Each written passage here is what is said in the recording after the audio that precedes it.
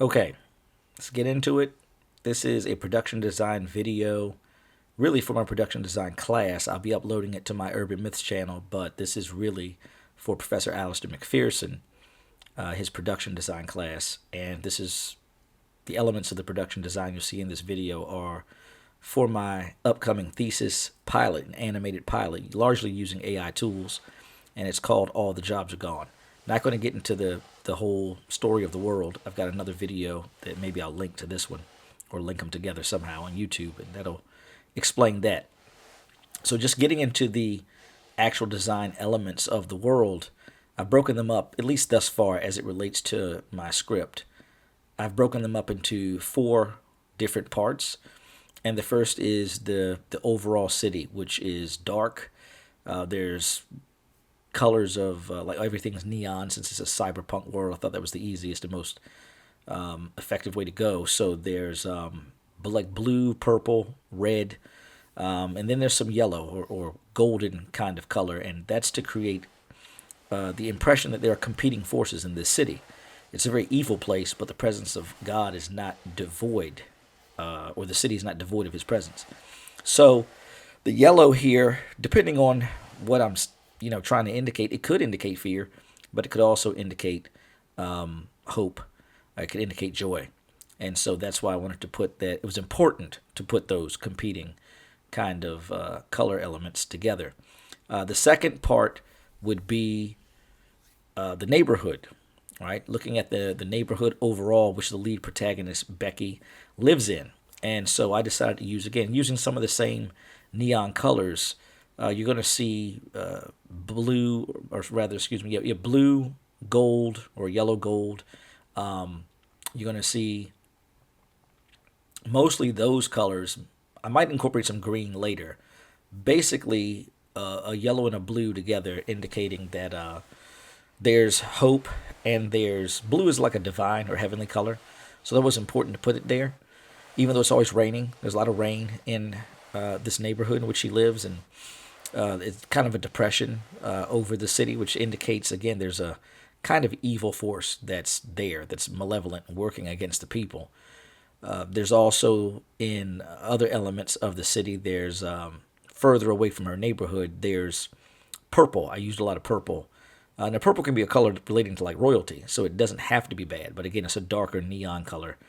And I like to play with some, other than rainy images, some nighttime images in order to show or indicate there's a darkness, over this city. If so far as Becky's room is concerned, I wanted to go with pink, but also black, and juxtapose those two colors together. So there's a neon, she has neon pink lights. Her favorite color is pink, but she wears more black, and so the pink is really an accent.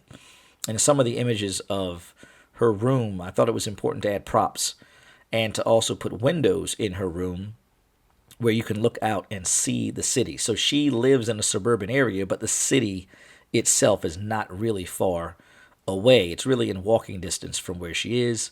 And some of the props in her room are indicative of her personality. And her personality is, or maybe her talents, I'll say. She's a tech genius, so she has like these toy robots and computers all over her room. And also she has a pink cell phone.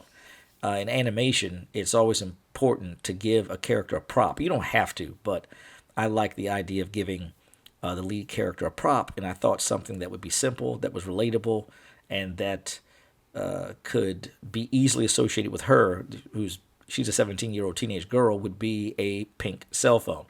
So you could look at the images of her room and see maybe a pink cell phone on the bed or on the dresser. I thought it was important to do something like that and really make it indicate like this is her room.